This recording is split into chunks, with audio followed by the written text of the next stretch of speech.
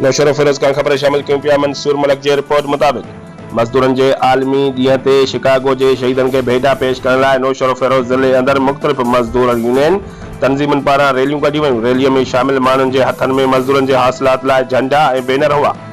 नौशर फिरोज में food employees union federation साइती generals welfare organisation पारां फूड गोटाम खां रैली फाटक ताईं रैली कढी वई, जॾहिं त मोरो में अवामी वर्कर्स पार्टी, मोरो म्यूनिसिपल कमेटी, हाकर यूनियंस ऐं ॿियनि मज़दूर यूनियंस पारां प्रेस क्लब अॻियां रैली कढी शिकागो जे शहीदनि खे सुर्ख सलाम पेश कयो वियो।